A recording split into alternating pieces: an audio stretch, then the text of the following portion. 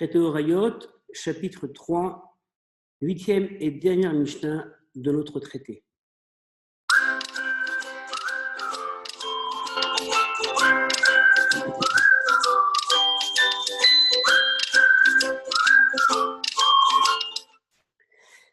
Eh bien, nous allons aujourd'hui étudier la dernière Mishnah du traité Horayot et donc finir ce traité qui est fort intéressant, comme on l'a vu.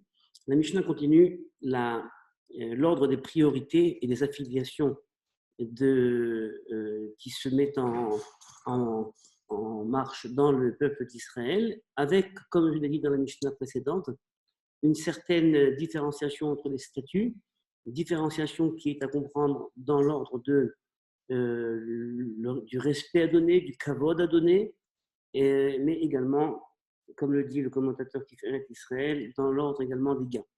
Alors, de quoi s'agit-il? Commençons la Mishnah, et ensuite nous essaierons donc de donner un sens général à cette Mishnah. Kohen, Kodem, les Lévi. Le Kohen a un statut préférentiel et prioritaire par rapport aux Lévi, parce que le verset nous dit dans Divrei Hayamim, dans les chroniques, les enfants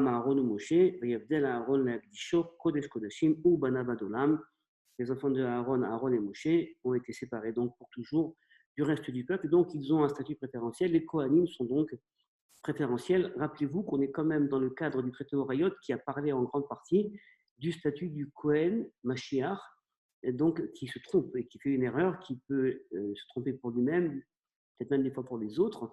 En tout cas, même s'il en arrive à se tromper, eh bien la Mishnah est quand même intéressée, dans le cadre de la tradition, à conférer au Kohen un statut préférentiel. Lévi, les Israël. Le Lévi, quant à lui, eh bien, vient avant le Israël, c'est-à-dire tout un chacun du peuple juif, parce qu'il a également été séparé du reste. Et donc cette séparation signifie pas uniquement donc, séparation sur un mode de hiérarchie horizontale, mais sur un mode de hiérarchie également verticale. Mais pourquoi ne pas comprendre également cette Mishnah sur un sens de hiérarchie horizontale où chacun aurait sa fonction? Le terme qui apparaît en préambule de la Mishnah, Kodem, vient avant. C'est vrai, nous introduit dans le monde de la hiérarchie verticale, mais pour autant, il serait peut-être intéressant de réfléchir à cela sur un mode donc de hiérarchie horizontale. Israël, les mamzer, le juif Kidam, quant à lui, a le pas sur le mamzer. Le mamzer est une personne qui est née d'une union interdite, disons d'une femme mariée qui est partie avec un autre homme, donc elle n'avait pas le droit d'aller avec cet homme-là. Donc la personne qui est née est mamzer, mal traduit par le mot bâtard. Donc Israël a le pas sur le mamzer parce que Israël est meyouchas, il est affilié à une affiliation donc du peuple juif, alors que le mamzer, lui, n'est pas meyouchas. Mamzer, les natines. Le mamzer a le pas sur le natine. Natine, je vous rappelle, c'est ces personnes-là donc qui faisaient partie des Givkonim, qui se sont convertis à l'époque du Yoshua.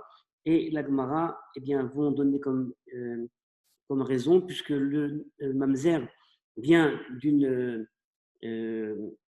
d'une relation interdite, alors que le natin, lui, ne vient pas d'une relation interdite. Et donc, la relation ici, qui a mis donc naissance à la personne, est prise en considération.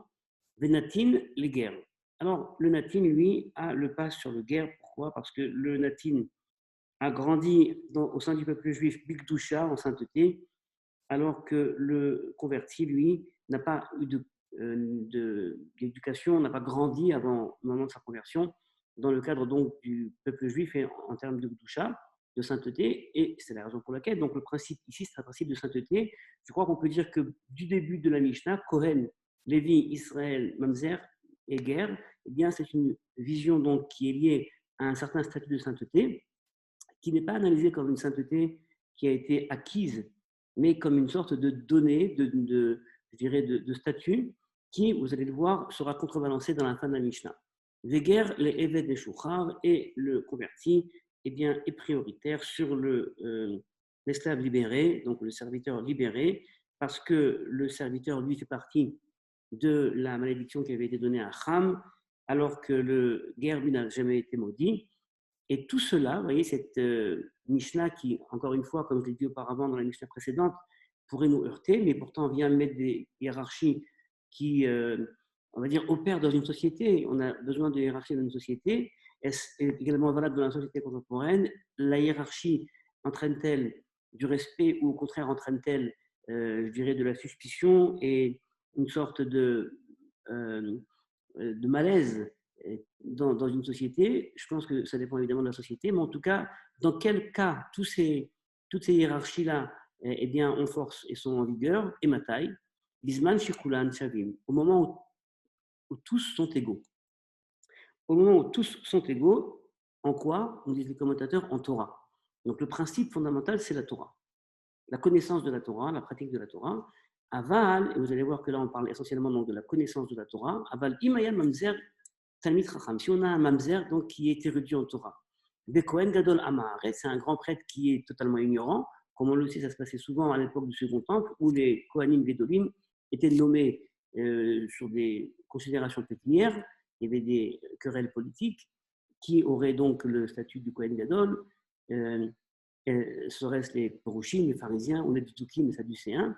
Et donc, il y avait des situations où le Kohen Gadol était totalement ignorant.